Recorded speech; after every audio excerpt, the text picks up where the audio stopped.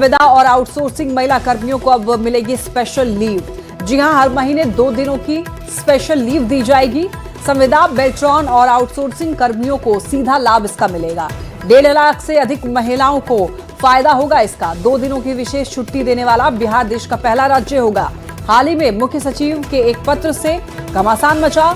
अब देखिए, संविदा महिला कर्मियों को 1 घंटे अधिक देनी पड़ रही ड्यूटी। 5 बजे तक नियमित तो 6 बजे तक संविदा को ड्यूटी का आदेश है और इसी बीच अब ये स्पेशल लीव देने का फैसला लिया गया है। ज्यादा जानकारी देंगे न्यूज 18 संवाददाता रजनीश हमारे साथ जुड़ रहे हैं।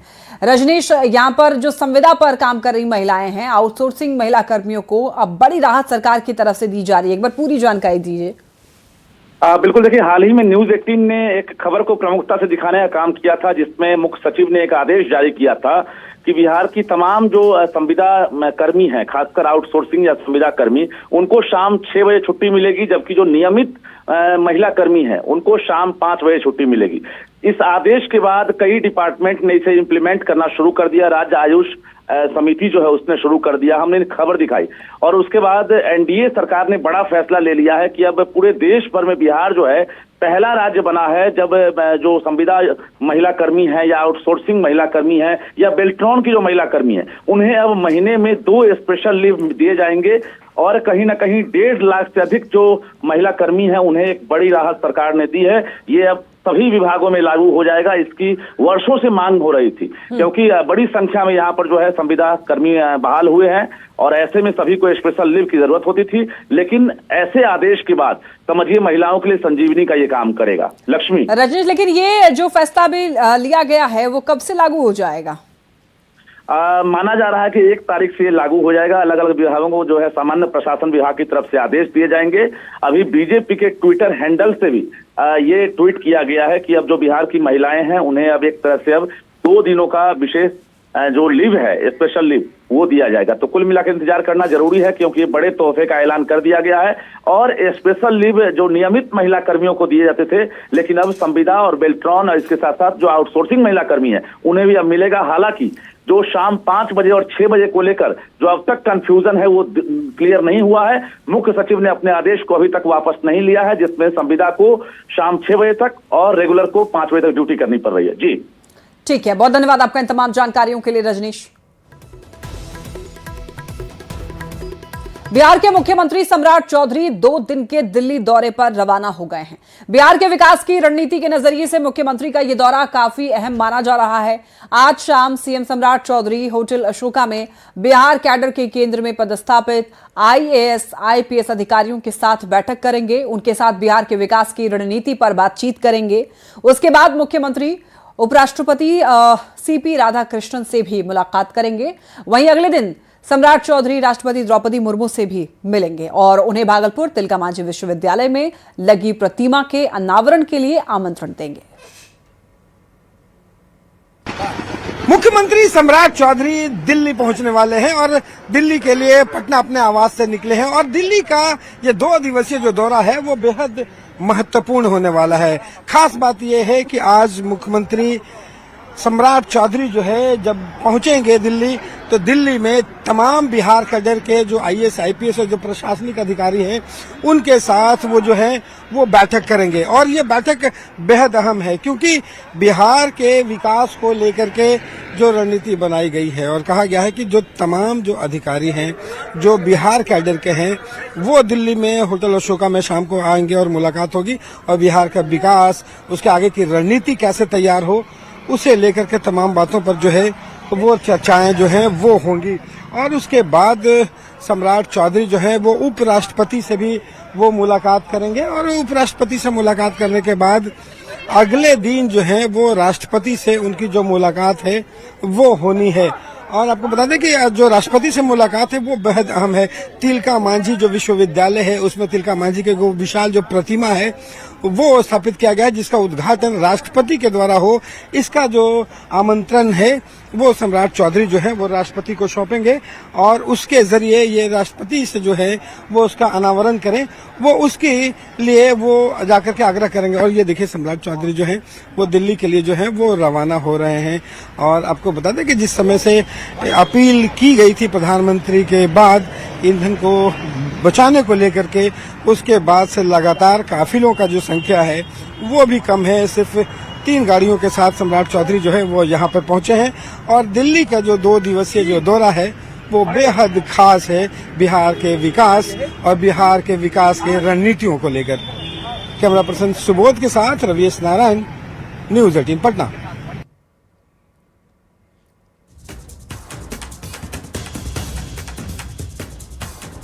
सीबीएसई में 12वीं के पेपर के मूल्यांकन में गड़बड़ी के आरोपों के बीच केंद्रीय शिक्षा मंत्री धर्मेंद्र प्रधान ने सीबीएसई के अफसरों के साथ मीटिंग की। मीटिंग के बाद धर्मेंद्र प्रधान ने यह कहा कि मुझे इससे जुड़ी हुई शिकायतें मिली हैं जिन्हें जल्द ही ठीक किया जाएगा। दरअसल धर्मेंद्र प्रधान की ये बैठक 12वीं की परीक्षा पेपर और ऑन स्क्रीन मार्किंग के मूल्यांकन प्रक्रिया से जुड़ी हुई समस्याओं पर थी। बार देश में सीबीएसई ने इसको प्रयोग किया, उसमें कुछ विसंगति ध्यान में आ रही है। इसको मैं दायित्व लेता हूं, उसको ऐसे ठीक करा जाएगा, उसके उपाय निकाला जाएगा। उस काम पे हम सब लोग जुटे हैं। हम एक भी विद्यार्थी की ऑन आंसर्ड क्वारी को, कोई उनकी मन की जिज्ञासा को हम असमाधित नहीं छोड़ेंगे। ये ट्रांसपेरेंसी के साथ साथ क्वालिटेटिव एक विषय है, क्वालिटी की उपलब्धि कराने का एक विषय है। इसमें अनेक सुधार होने की संभावना भी है। उसमें जो कुछ विसंगति आई है, जब इतने बड़े मात्रा में इसको व्यवस्था किया गया, मैंने जैसे कहा 40 करोड़ पेपर स्कैन हुई है, उसमें से 17 लाख में से 4 लाख स्टूडेंट्स लौट के आए हैं। अपना आंसर शीट को उन्होंने अपने हाथ में लिया है। लगभग 11 लाख कॉपी उनके पास गया है, उसको भी वो देख रहे हैं।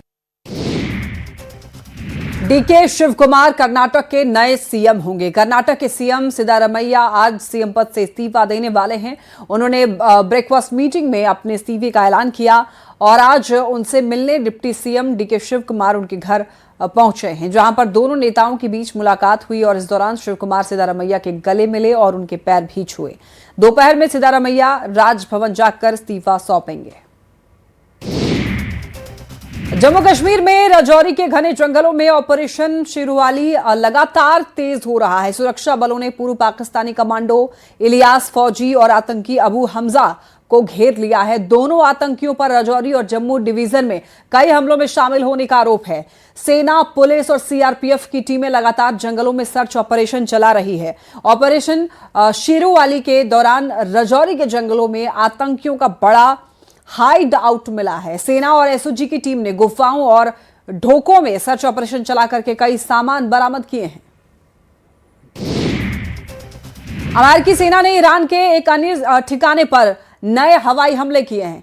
अमेरिकी अधिकारी के मुताबिक ये ठिकाना अमेरिकी सैनिकों और स्ट्रेट ऑफ हॉर्मुज से गुजरने वाले व्यावसायिक जहाजों के लिए बड़ा खतरा बन चुका है। कार्रवाई के दौरान अमेरिकी सेना ने ईरानी ड्रोन को भी हवा में ही मार गिराया, जिन्हें समुद्री नेविगेशन और सैन्य ठिकानों के लिए खतरा माना जा रहा था। बताया जा रहा है कि हॉर्मुज गलियारे में बढ़ते तनाव के बीच अमेरिका ने अपनी सैन्य गतिविधियां तेज कर दी हैं। इस हमले के बाद पश्चिम एशिया में हालात और ज्यादा विस्फोटक होने की आशंका बढ़ गई है। समस्तीपुर से एक बड़ी खबर मिल रही है। यहां पर नाव हादसा हो गया है। मोइनुद्दीन नगर थाना क्षेत्र के सुल्तानपुर दियारा इलाके में गंगा नदी में लोगों से भरी एक नाव अचानक बीच धारा में डूब गई है। हादसे के समय देखिए नाव पर 14 लोग सवार थे। अभी तक ये बताया जा रहा है कि 3 लोगों के शव बरामद हुए हैं। 4 लोगों की खोजबीन अभी भी की जा रही है। 7 लोगों को सुरक्षित बचाया गया है। इस घटना के बाद इलाके में अफरा तफरी का माहौल, चीख पुकार मच गई। नाव पर सवार सभी लोग सुल्तानपुर दियारा में, बताया जा रहा है कि उधर कारोबार करते थे। वो पटना जिले के बाढ़ थाना क्षेत्र के उमानाथ घाट से नाव के जरिए दियारा की ओर जा रहे थे। ये तस्वीर भी देखिए सामने आई है। इसी दौरान बीच नदी में तेज हवा के कारण नाव बेकाबू हो गई और पानी में समा गई। अब इस घटना के बाद मृतकों और लापता लोगों के परिजनों का रो रो कर बुरा हाल है। हादसे की सूचना मिलते ही स्थानीय ग्रामीणों ने अपने स्तर से बचाव कार्य शुरू किया है। बाद में प्रशासनिक टीम और पुलिस बल भी मौके पर पहुंच गई है। लहर में पड़े तो काली पक्षी में घुरावेला बउआ तो न घुरल अब लहर से एगो पतवार धैल रहा हम कहते ये कि से लहर रे रह नैया डूब जाता रे, नहर नैया डूब जाता रे। हम बोल रहे भूख रही ऐसी कि नैया डूब जाता, नैया डूब जाता। अतः ये दुइये लहरवा में नहीं बा बैठा दिल कई बैठा बा कहाँ गेलो मंदिरा पर वाला 20 दिन तोड़ला वाले सब तोड़ गलिया। शादी बियाह पर काय बोले हमरा होता बेटा रा काय गो नहीं ना काय गो डूबले है काय गो डूबले। बंगाल सरकार बांग्लादेशी घुसपैठियों को बाहर निकालने की मुहिम चला रही है। इसका असर बिहार के सीमांचल इलाकों में भी दिख रहा है। सीमांचल के कटिहार, पूर्णिया, किशनगंज, अररिया में कोई बांग्लादेशी नागरिक की पहचान नहीं हुई है, लेकिन अब बंगाल में बड़ी संख्या में बांग्लादेशी घुसपैठी सामने आने के बाद सरकार उन्हें अपने राज्य बंगाल के साथ साथ देश से निकाल देने की तैयारी में है। और ऐसे में देखिए, बिहार के सीमांचल के इलाके के लोग इस बात से सहमे हुए हैं कि कहीं बंगाल और बांग्लादेश सीमा से सटे इस इलाके में बांग्लादेशी नागरिक चोरी छुपे सीमांचल में शरण ना ले लें। कैबिनेट बैठक में पीएम ने मंत्रियों को सलाह दी, जनता से जुड़ाव मजबूत करने की सलाह। प्रधानमंत्री की तरफ से मंत्रियों को हाइड्रेटेड रहने की भी सलाह। देखिए, पीएम ने मंत्रियों को कार पूलिंग करने की बात कही है। तो यहां पर आपको बताते चलें कि पीएम मोदी ने जनता से जुड़ाव करने के लिए कहा है मंत्रियों को। उनको कहा है कि जनता से जितना ज्यादा हो सके जुड़िए, मजबूत बनाइए रिश्ता, और साथ ही साथ बेहद गर्मी में हाइड्रेटेड रहने की भी सलाह दी गई है। पूर्व मुख्यमंत्री नीतीश कुमार आज सुबह एक बार फिर से एक्टिव दिखाई दिए। लगातार पार्टी नेताओं से मिलते रहते हैं और इसी कड़ी में नीतीश कुमार आज सुबह डिप्टी सीएम विजय चौधरी के आवास पहुंचे, उनसे मुलाकात की और कुछ देर रुकने के बाद वहां से लौटे। खबर है कि इस दौरान नीतीश कुमार ने विजय चौधरी से ये कहा कि जो काम होगा बताइएगा और बाकी के काम अच्छे से कीजिए। आज देश भर में पूरे उत्साह, उल्लास और भाईचारे के साथ ईद उल अजहा यानी बकरीद का त्योहार मनाया जा रहा है। सुबह से ही मस्जिदों और ईदगाहों में नमाजियों की भारी भीड़ भी देखने को मिली। लोगों ने अमन, शांति और तरक्की की दुआएं मांगी। बच्चों से लेकर बुजुर्गों तक खासा उत्साह देखने को मिला और त्योहार की रौनक साफ तौर पर दिखाई दे रही है। सफेद कुर्ते और रंग बिरंगी टोपियों में सजे नमाजी जब ईदगाह पहुंचे तो माहौल पूरी तरह इबादत और भाईचारे के रंग में रंगा हुआ नजर आया। नमाज अदा करने के बाद लोगों ने एक दूसरे को गले लगा करके बकरीद की मुबारकबाद दी। वहीं त्योहार को देखते हुए प्रशासन भी अलर्ट मोड पर है ताकि बहुत ही शांति से ये त्योहार लोग मना पाएं। सुरक्षा के पुख्ता इंतजाम किए गए। संवेदनशील इलाकों में पुलिस ने फ्लैग मार्च भी निकाला। मुबारक मौके पर पूरे मुल्क के लोगों को ईद की मुबारकबाद देता हूं और उम्मीद करता हूं कि ये त्यौहार उनकी ज़िंदगी में बहुत खुशियां लेकर आए। ये मुल्क में एकता रहे, भाईचारा रहे, मिलजुल कर ईद का त्यौहार मनाए। ईद सब कुछ भुलाकर गले लगने का दिन होता है। आज के दिन हर एक दूसरे के जज्बात की कदर करने का दिन है और इज़हार और कुर्बानी का दिन है। मैं सब लोगों को ईद की मुबारकबाद देता हूँ।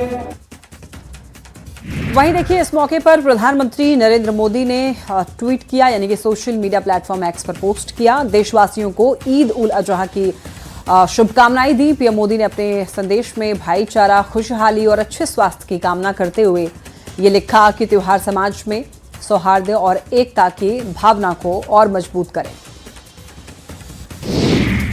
बात दरभंगा की करते हैं। ईद उल अजहा की नमाज के बाद एक अनोखी और सकारात्मक तस्वीर सामने आई। बड़ी संख्या में मुस्लिम नमाजियों ने हाथ में तख्तियां लेकर गाय को राष्ट्रीय पशु घोषित करने की मांग की। बीफ निर्यात बंद करने की भी मांग उठाई। जनस्वराज के नेता डॉक्टर शोएब अहमद खान के नेतृत्व में हुए इस प्रदर्शन ने सामाजिक सौहार्द और आपसी सम्मान का भी संदेश दिया। नमाजियों ने कहा कि देश में रहने वाले सभी समुदायों की आस्था का सम्मान करना हमारी जिम्मेदारी है। तो ऐसे समय में जब देश के कई हिस्सों में गायों और बकरीद को लेकर के तनाव की खबरें आती रहती हैं, दरभंगा से आई ये तस्वीर भाईचारा और एकता की मिसाल बनकर उभरी है। हम लोगों का मुतालबा भारत सरकार, बिहार सरकार से है, क्योंकि गाय के नाम पर जो गंदी सियासत हो रही है और मुसलमानों को जहाँ तहाँ मारा जा रहा है, तो मैं और पूरे मुसलमान जितने कौम है ये चाहते हैं कि गाय को राष्ट्रीय पशु घोषित कर दिया जाए। और जिस तरह से स्लॉटर हाउस चल रहा है और रोज लाखों लाख गाय को काट करके विदेशों में सप्लाई किया जाता है, तो उस वक्त में इन लोगों की जो आस्था है वो आहत नहीं होती है। तो आज ये मुसलमान चाहता है कि गाय को राष्ट्रीय पशु घोषित कर दिया जाए। वहीं मुजफ्फरपुर में भी बकरीद के मौके पर नमाजियों ने नमाज अदा की। इस दौरान आरजेडी के मुस्लिम एमएलसी और युवा आरजेडी के प्रदेश अध्यक्ष मोहम्मद कारी सोहेब ने बड़ा बयान दिया। कारी सोहेब ने नमाज अदा करने के बाद केंद्र सरकार से गाय को राष्ट्रीय पशु घोषित करने की मांग की। गाय की कुर्बानी को लेकर जारी सियासी घमासान के बीच एमएलसी ने यह कहा कि सरकार को गाय को राष्ट्रीय पशु का दर्जा देना होगा, अन्यथा हम आंदोलन करेंगे। वहीं आरजेडी एमएलसी ने कहा कि जितने बीफ एक्सपोर्ट फैक्ट्रियां चल रही हैं उसे तत्काल बंद कराई जाए। सारे हिंदुस्तान वासियों को चाहे वो हिंदू हो, मुसलमान हो, सिख हो, ईसाई हो, सिर्फ हमारी नहीं पूरे देशवासियों के एक आवाज निकल रही है, अविलंब जितना जल्दी हो गाय को राष्ट्रीय पशु घोषित करो करना होगा। बड़ा आंदोलन होगा। इसके लिए मैं आपके माध्यम से तमाम लोगों से आह्वान करना चाहता हूं कि आप आइए हमारे साथ, हम सब लोग मिल करके एक बड़ा आंदोलन करेंगे। जो भी गाय को राष्ट्रीय पशु घोषित करना चाहता है, गाय को माता मानता है, गाय को अगर चाहता है कि उसके साथ जुल्म नहीं हो, बताइए राजस्थान में 500 गाय मर गई, कोई देखने वाला है? विभाग बदले जाने को लेकर दर्द के सवाल। कृषि मंत्री विजय सिन्हा ने कहा है कि वो तो बेदर्द हैं, उन्हें दर्द का अनुभव कभी नहीं हुआ। विजय सिन्हा ने कहा छात्र जीवन से उन्होंने राजनीति की, सभी स्टेज से होते हुए गुजरे हैं और यहां तक पहुंचे हैं। उन्होंने ये कहा कि मैं बीजेपी का एक ईमानदार सिपाही हूं और कमांडर के आदेश पर जो काम मिलता है उसे ईमानदारी से पूरा करने की कोशिश करता हूं। उन्होंने जोर देकर कहा कि विजय सिन्हा को कभी दर्द नहीं होता। दर्द कैसा होता है? हम तो बेदर्द हैं, दर्द का कभी अनुभव ही नहीं हुआ, क्योंकि जब से जन्म लिए हैं। मैं आपको बता दूं कि छात्र संघ में, पॉलिटेक्निक छात्र संघ का मैंने राजनीति किया, डिग्री डिप्लोमा बेरोजगार इंजीनियर संघ का मैंने राजनीति किया, विद्यार्थी परिषद से लेकर के आज युवा मोर्चा, किसान मोर्चा, सब जगह से गुजरे हैं। तो दर्द उसको नहीं कहते हैं। लोगों ने, कुछ लोग गलत ढंग से इसको ट्वीट करने का प्रयास किया। और दर्द, विजय सिन्हा को दर्द किस चीज का? भारतीय जनता पार्टी का कल भी सिपाही था, आज भी हूं, कल भी रहूंगा। और कमांडर जो भी आदेश देते हैं, जो भी जिम्मेवारी देते हैं, पूरी ईमानदारी तन्मयता के साथ मैं उसको पूरा करने का प्रयास करता हूं। एक पार्टी का सिपाही कहां पर ड्यूटी लगता है इसके चक्कर में नहीं रहता है। ड्यूटी ईमानदारी से हो, जनता के सेवक के भाव से काम करें। जब मेरा प्रधानमंत्री प्रधान सेवक है तो हम लोग तो एक सेवक के रूप में अपनी जिम्मेवारी का निर्वहन करेंगे ही। प्रधानमंत्री मोदी से मिले विजय सिन्हा। देखिए, 7 लोक कल्याण मार्ग में अभी मुलाकात चल रही है और कृषि मंत्री विजय सिन्हा की मुलाकात, बताया जा रहा है कि दिल्ली आए हुए हैं विजय सिन्हा और यहां पर विजय सिन्हा की मुलाकात प्रधानमंत्री नरेंद्र मोदी से हो रही है। देखिए, कृषि मंत्री बनने के बाद पहली बार विजय सिन्हा प्रधानमंत्री से मुलाकात कर रहे हैं। 51 शक्तिपीठ में से एक बड़ी पटन देवी माता इस नवरात्र अपनी गर्भगृह में प्रवेश कर सकती हैं। भव्य मंदिर बनकर तैयार हो रहा है, लेकिन अभी बहुत काम बाकी है। माता भव्य मंदिर में अब 110 किलो चांदी के सिंहासन पर विराजेंगी और वहां पर मौके पर पहुंचकर जायजा लिया है न्यूज़ 18 संवाददाता विनीता मिश्रा ने। 6 साल के लंबे इंतजार के बाद अब इंतजार की घड़ियां शायद समाप्त होने वाली है। नगर रक्षिका यानी पटना की बड़ी पटन देवी, जो 51 शक्तिपीठों में से एक है, मां नगर रक्षिका के रूप में जानी जाती हैं और मां एक बार फिर से अपने आसन पर विराजमान होने वाली हैं। और माता के आगमन से पहले जो मंदिर की भव्यता है, सबसे पहले वो तस्वीर देख लीजिए। ये खूबसूरत मंदिर माता के आगमन से पहले बनकर लगभग तैयार हो गया है, लेकिन बड़ी विडंबना ये है कि इस मंदिर को बनते बनते 6 साल से भी ज्यादा का वक्त लग गया, लेकिन अभी भी मंदिर कंप्लीट नहीं हुआ है। हर साल उम्मीद जताई जाती है कि शायद अगले नवरात्र में मां अपने स्थान पर विराजमान होंगी और अभी भी मंदिर का बहुत काम बाकी है। हालांकि माता की भव्यता यहाँ नजर आएगी, लेकिन कई वर्षों से इंतजार किया जा रहा है कि माँ कब आएंगी, कब आएंगी। क्या लगता है, माँ इस नवरात्र विराजेंगी? देखिए, अभी भी जो है कि कहा जा रहा है 1.5 से 2 महीना में मंदिर का ढांचा तैयार हो जाएगा। फिर भगवती यहाँ आ जाएगी तो पब्लिक आम जनता वहाँ दर्शन करने के लिए कैसे आएंगे, उसकी व्यवस्था नहीं हुई है। नीचे का पत्थर का करने उसको दिया गया है ऑर्डर न बनाने के लिए, जो बाहर में जाली लगेगा उसके लिए भी कोई इंतजाम नहीं है। आपको दिखाते हैं सब। बिल्कुल, तो उसकी तस्वीर भी हम आपको दिखाएंगे, लेकिन अभी जो खूबसूरत और भव्य तस्वीर है वो हम आपको सबसे पहले दिखा दें। ये माता का गर्भगृह और यहीं पर जो माता का गर्भगृह है यहाँ पर 110 किलो शुद्ध चांदी का जो आसन है वो लगने वाला है और माता आदिशक्ति जो 3 स्वरूपों में यहाँ विराजमान हैं वो यहाँ विराजेंगी। अगर सब कुछ सही रहा तो इस नवरात्र माँ की जो भव्यता है उनके भव्य मंदिर में जरूर नजर आएगी। विनीता मिश्रा, न्यूज़ 18 पटना। और यहाँ रुकने